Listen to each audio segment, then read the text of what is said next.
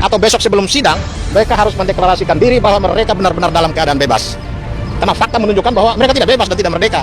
Karena nepotisme masih melekat di dalam tubuh Mahkamah Konstitusi.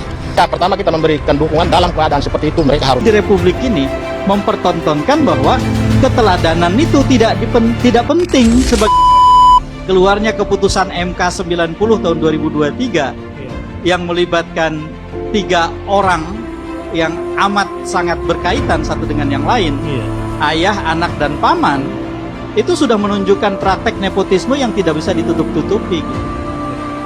Nah, jadi wajar kalau kemudian di debat muncul orang yang mengatakan apa sih etika dan seterusnya. Bahkan di satu kesempatan ada yang bahkan menggunakan secara sangat kasar istilah yang dilekatkan pada etika itu. Ya karena itu di panggung yang sangat besar, yang terbesar, pemimpin yang tertinggi di Republik ini mempertontonkan bahwa keteladanan itu tidak penting sebagai nilai kepemimpinan.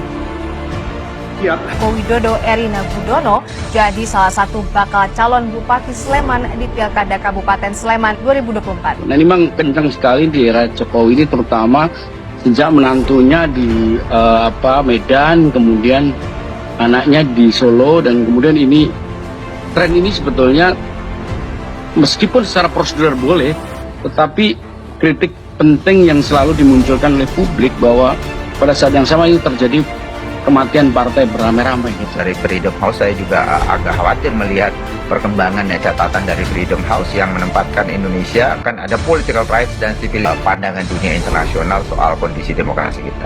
Saya agak terkejut ketika mendengar kabar bahwa istri Kaisang, Erika Gudono, diisukan bakal masuk dalam bursa calon Bupati Sleman di Pilkada 2024 ini pun tersebut.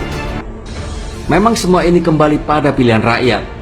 Tapi saya akui, memang sangat luar biasa keluarga ini. Ayah, anak, paman, menantu, ipar, dan lain-lain.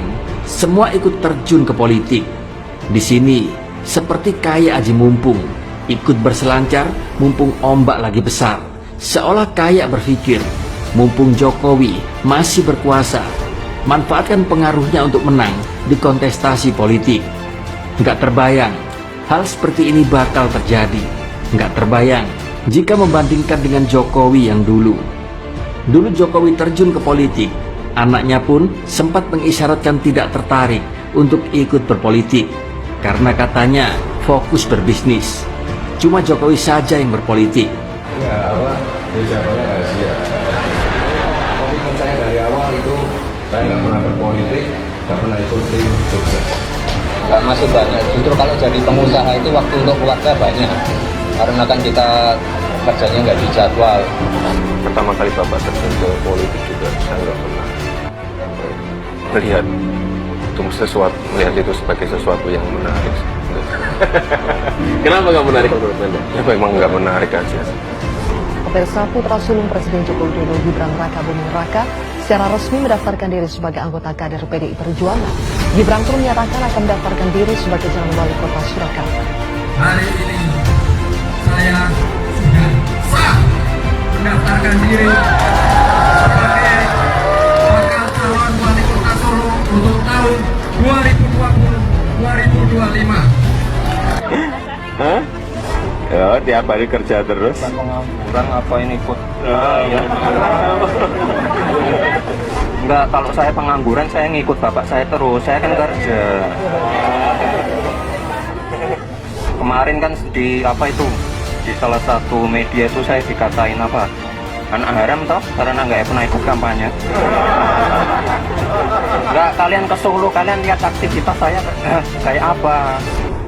Orang sibuk, orang punya pekerjaan. Oke, sekian. Emangnya masih zaman minta proyek sama orang tua yang di pemerintahan? Dasar besok. Pelan tapi pasti, anak dan menantu pun didorong jadi wali kota. Kemudian anak yang satu lagi jadi ketua umum PSI dalam waktu yang sesingkat-singkatnya. Sang paman juga ikut berjasa besar bagi si Gibran. Dan sekarang ada isu si menantu yang bakal diusung sebagai calon bupati. Memang keluarga Jokowi bukan yang pertama seperti ini, dan juga bukanlah yang terakhir. Selama rakyat masih memaklumi fenomena seperti ini, prakteknya pasti bakal tetap terjadi, entah sampai kapan. Hal ini sekaligus adalah alarm politik yang unik. Rakyat seolah tidak pernah dan tidak mau belajar dari pengalaman masa lalu.